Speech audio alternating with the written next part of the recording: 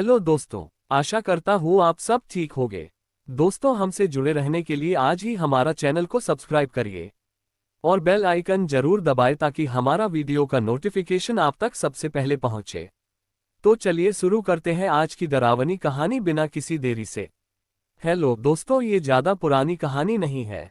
एक दिन एक लड़का जो कि एक कंपनी में काम किया करता था, उसे किसी भी भूत प्रेत पर कोई विश्वास नहीं था। वह भूत प्रेत को बस दिमाग का भ्रम मानता था। एक दिन उसके कंपनी में कुछ काम बढ़ गया था, जिसके कारण उसे घर वापस आने में देर हो गया। वह अपने ऑफिस से देर रात को निकला। वह अपने बाइक से था। कुछ दूर चलने के बाद उसका बाइक खराब हो गया। अब वह अपनी बाइक को पैदल ही लेकर चल दिया। कुछ दूर के बाद उसे एक बस स्टॉप दिखा। वह कुछ देर वहां रुक गया। उसके पास एक साधु आकर बैठ गया।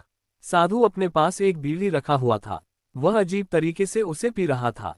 उस लड़के की एक आदत थी कि वह किसी से भी बात करना शुरू कर देता था। वह इस साधु से भी बात करने लगा। बात ही बात में इस लड़के ने कहा, बाबा, मैं किसी भी भूत प्रेत को नहीं मानता हूँ, बस सब झूठी बातें हैं। साधु ने कहा, तुम भले ही भूत प्रेत को मानो या फिर न मानो, लेकिन तुम यह न कहो कि भूत प्रेत नहीं होते हैं। ये सब कुछ होते हैं। इस पर उस लड़के को थोड़ी सी हंसी आ गई। उसने कहा, भूत होते हैं तो क्यों हमें नहीं दिखते हैं? क्या आप मुझे अभी कोई भूत दिखा सकते हैं? साधु को लग गया कि अब इसे जरूर ही भूत दिखाना होगा। साधु ने लड़के को शमशान घाट की ओर चलने को कहा। फिर क्या था, वह दोनों चल दिए। रास्ते में उस लड़के को थोड़ा डर लगने लगा, फिर भी वह अपने डर को कम करके आगे बढ़ते जा रहा था। कुछ देर के बाद वह शमशान घाट पहुंच गए। शमशान घाट में अभी कुछ लाशें जल रही थी। साधु ने उसको एक ऐसे स्थान पर बैठाया जहां कुछ समय पहले की लाश जली थी। साधु ने जमीन में एक लोहे का कील गाड़ दिया। उसमें एक सफेद धागा बांध दिया। इस धागे का अंतिम डोर उस लड़के को पकड़ने को कहा। अब उस लड़के को हद से ज्यादा डर लग रहा था। उसकी सांस तेज हो रही थी। इसके साथ ही उसके हाथ पैर भी कांप रहे थे। फिर भी उसने धागे को पकड़ लिया। साधु ने कुछ बतासा को 4 जगह पर रख दिया। सारे बतासे उस धागे की पास ही एक लाइन में रखे हुए थे। उसके बाद साधु ने लड़के को सावधान किया, अभी कुछ आत्मा इसको खाने को आएगी। जब तक वह इसको खाकर चले न जाए तब तक तुम अपने हाथ के धागे को मत छोड़ना। यदि तुम ऐसा करते हो तो तुम्हें नुकसान हो सकता है। फिर साधु से मंत्र पढ़ना शुरू कर दिया। कुछ मंत्र पढ़ने के बाद साधु ने उस लड़के को आंख बंद करने को कहा। फिर कुछ देर के बाद ही आंख खोलने को कहा। जब उस लड़के ने आंख खोला तो वह जो देख रहा था, उसे उसके ऊपर विश्वास ही नहीं हो रहा था। वास्तव में वहां 4 आत्मा थी जो कि बतासे को खा रही थी। लेकिन जब उसने ये देखा कि उसके पड़ोस में रहने वाले व्यक्ति की आत्मा भी वहां है, जो कि कुछ दिन पहले ही मर गए थे, तो उसके हाथ से धागा छूट गया। अब वहां पर वह साधु भी नहीं था। वह लड़का तेजी से शमशान घाट से अपने घर की ओर भागने लगा। जब वह अपने घर की ओर जा रहा था तो उसे पीछे से कोई उसका नाम लेकर बुला रहा था। उसको पीछे से कई तरह की आवाज आ रही थी। उस लड़के ने पीछे मुड़कर नहीं देखा। अपने घर जाने के बाद उसने ये सब कुछ अपने माता पिता से बताया। फिर वह अपने कमरे में सो गया। अगले दिन उसकी आंख उसी शमशान घाट में खुली और उसी स्थान पर जहां पर उसने आत्मा को देखा हुआ था। इसके बाद वह दिमागी तौर पर बीमार रहने लगा। चलिए बढ़ते हैं आज की अगली कहानी की ओर। मित्रों, आज मैं आप सभी लोगों को राजस्थान की एक रहस्यमय जगह के बारे में बताने जा रहा हूं, जिससे लोग आज तक बेखबर हैं। हम में से कई लोगों ने इसके बारे में सुना ही होगा, पर इस मंदिर के बारे में अलग अलग कहानियां बनाई जाती है। इस मंदिर के बारे में ऐसा कहा जाता है कि शाम ढलने के बाद इस मंदिर में कोई रुकता नहीं और इसके आसपास घूम भी नहीं सकता, क्योंकि जो भी इसके अंदर या आसपास शाम ढलने के बाद जाता है तो वह इंसान पत्थर में बदल जाता है। इसमें कितना झूठ या कितनी सच्चाई है, ये तो आप लोगों को वहां जाकर ही पता चलेगा। आप लोगों को मैं इस रहस्यमय जगह के इतिहास के बारे में बताने जा रहा हूं कि किराडू मंदिर राजस्थान के बाड़मेर जिले के हाथमा गांव में स्थित है, जिसे 11वीं शताब्दी में बनाया गया था। यह मंदिर इतना सुंदर बना है कि इस मंदिर को राजस्थान का सबसे खूबसूरत मंदिर कहा जाता है। लेकिन 900 साल पुराना यह मंदिर की तरफ कई लोगों का ध्यान नहीं गया है, जिसके कारण यह मंदिर गुमनाम अंधेरों में छिपा हुआ है। यह मंदिर में एक मंदिर शिवजी का है और दूसरा मंदिर विष्णु जी का है। इस मंदिर की दीवारों पर कलाकृतियां बनी हुई है, जो आपको इतिहास की याद दिला देगी। इस मंदिर के इतिहास के बाद इस मंदिर के रहस्य के बारे में बताते हैं। वहां के लोगों के अनुसार आज से करीब 900 साल पहले ये किराडू में परमार वंश का राज्य हुआ करता था। उस समय में एक दिन एक साधु अपने कुछ शिष्यों के साथ यहाँ पर रहने को आए थे, और यहाँ पर कुछ दिन बिताने के बाद उन्होंने सोचा कि थोड़ा और घूमने का निश्चय किया। एक दिन वह शिष्यों को बिना बताए रात को कहीं पर निकल पड़े। उनके जाने के कुछ दिनों बाद सारे शिष्य बीमार हो गए और उन्होंने गांव वालों से मदद मांगी तो गांव वाले लोगों ने उनकी मदद नहीं की। केवल एक कुम्हारिन ने निस्वार्थ भाव से उनकी सेवा की, जिससे उनका स्वास्थ्य ठीक हो जाए। साधु घूमने के बाद उसी जगह पर पहुंचे तो उन्होंने अपने शिष्यों को कमजोर हालत में देखकर बहुत गुस्सा हो गए। उन्होंने सारे गांव वालों से कहा कि जिस जगह पर इंसान इंसान की मदद नहीं करता तो उनको जीने का क्या हक है, और तभी उन्होंने पूरे गांव को पत्थर बनने का श्राप दे दिया। शिष्यों की सेवा करने वाली कुम्हारिन को इससे अछूते रखा और शाम ढलने से उसे यहां से बिना पीछे मुड़े इस गांव से निकलने को बोला। लेकिन उस महिला ने गलती से पीछे देख लिया और वह भी पत्थर की मूर्ति बन गई।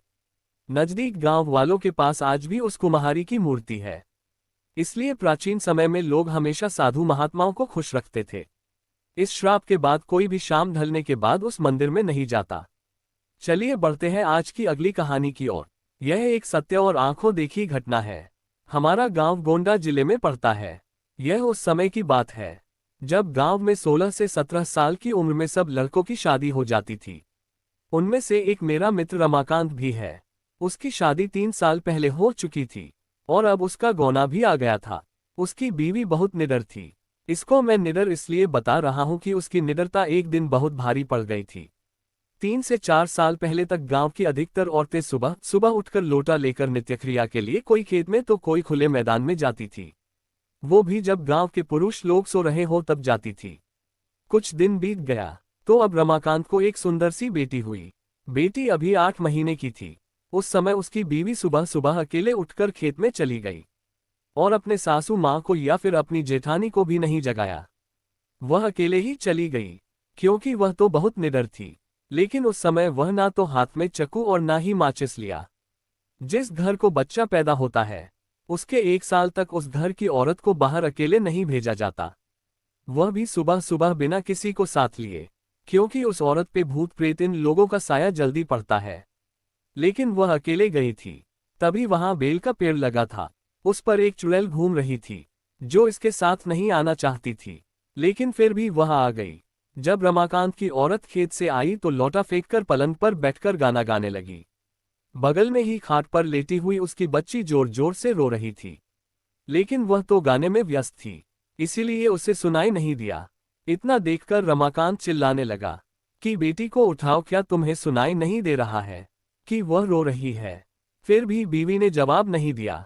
तब तक रमाकांत की भाभी आ गई और वह समझ गई कि यह कौन है, और रमाकांत को इशारा किया कि जाओ दादाजी को बुला लाओ। इतना सुनते ही रमाकांत समझ गया कि मेरी बीवी के ऊपर कोई चुड़ैल का साया है। तभी भाभी ने दादाजी का नाम लिया। तब तो रमाकांत पलंग पर बैठकर दादागिरी झाड़ने लगा और बोला कि तुम कौन हो, यहाँ पर क्यों आई हो, क्या तुम मुझसे शादी करना चाहती हो? तब तक गांव की कुछ औरतें और कुछ पुरुष मजा लेने के लिए इकट्ठा हो गई। चुड़ैल ने कहा कि मुझमें तुम्हें क्यों दिलचस्पी हो रही है, क्यों मुझसे शादी करने के लिए आतुर हो? तो रमाकांत झट से बोला कि मैं कुछ काम धंधा तो करता नहीं, लेकिन अगर तुम साथ रहोगी तो धन दौलत लाती रहोगी। चुड़ैल ने हंसकर बोला, ऐसा कुछ नहीं होता, हमारे में भी कोई ना कोई मुखिया जरूर रहता है जो धन दौलत की रखवाली करता है। तुम चाहो तो हमारी दुनिया में चलो, तब मैं तुम्हें सब कुछ दूंगी, पर अभी नहीं क्योंकि तुम जीवित हो। रमाकांत समझ गया कि अब मेरे हाथ कुछ नहीं आने वाला है, तो उसने बोला कि ब्राह्मण परिवार में आते हुए तुम्हें डर नहीं लगा? और नीचे बैठे हुए सब लोग मजे लेते हंस रहे थे। तब तक दादाजी भी आ गए और बोला कि यहाँ से सब लोग हट जाओ और अपने अपने घर जाओ। इतने में रमाकांत की बीवी भी पलंग से नीचे उतरकर सिर पर पल्लू डाल दिया और चुड़ैल भी चली गई। तब रमाकांत मन ही मन बड़बड़ाने लगा कि इनको भी अभी आना था, अगर थोड़ी देर बाद आते तो क्या पता मैं भी मालामाल हो जाता। बेचारा रमाकांत बहुत दुखी हो गया। चलिए बढ़ते हैं आज की अगली कहानी की ओर। यह एक चौंका देने वाली घटना है जो 1950 में घटी हुई थी। उत्तर प्रदेश के रानी बाजार गांव में एक रामप्रकाश तिवारी नाम का आदमी रहता था। उसकी 5 साल की लड़की थी। उसे कैंसर की बीमारी थी और उसकी कई जगह से इलाज कराने के बाद भी वह जिंदा ना बच सकी। रात के 1 बजे उसकी मौत हो गई।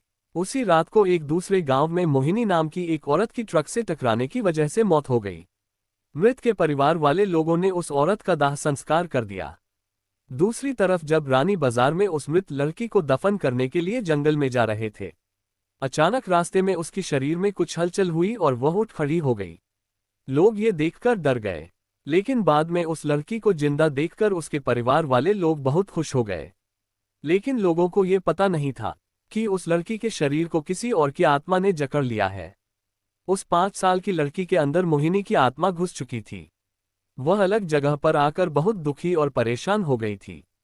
उसका खाना खाने में भी मन नहीं लगता था, लेकिन उसकी माँ उसे अपने हाथों से खाना खिला देती थी।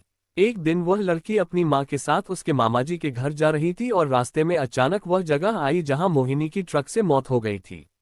उस बच्ची ने अपनी माँ को इशारा करके बताया कि यह रास्ता उसके गांव की तरफ जाता है। उसकी माँ ने उसकी बातों को अनसुना कर दिया और अपने मामाजी के घर पहुंच गई। उसके मामाजी के घर के पास मोहिनी के गांव की एक औरत सिमरन किसी काम से आई हुई थी। मोहिनी की आत्मा ने उसको पहचान कर उसको आवाज देने लगी। सिमरन को लड़की के मुंह से अपना नाम सुनकर आश्चर्य हुआ। सिमरन के पूछने पर उस लड़की ने उसको अपनी पूरी घटना बता दी और बोली कि मेरी मौत से पहले ही मेरे घर वालों ने मुझे जला दिया और इस बच्ची की खाली शरीर को देखकर इसमें रहने लगी। जब सिमरन ने यह बात सुनी तो उसने अपने गांव जाकर सारे गांव वाले लोगों को ये बात बता दी और उसका पूरा परिवार मोहिनी से मिलने आ गया। उस लड़की ने सबको पहचान लिया और वह अपने पूरे परिवार के साथ अपने गांव चली गई और उसने वापस रानी बाजार आने के लिए मना कर दिया, लेकिन लोगों के समझाने पर वह मान गई। इस तरह वह दोनों परिवारों के साथ रहने लगी। इस कहानी से पता चलता है कि कभी किसी की अधूरी इच्छा पूरी ना हुई हो तो उसकी आत्मा किसी और के शरीर में जा सकती है। तो दोस्तों, आज की कहानी में बस इतना ही। आशा करता हूँ आपको हमारी ये कहानी जरूर पसंद आई होगी। चलिए मिलते हैं अब अगली कहानी में, तब तक के लिए बाय।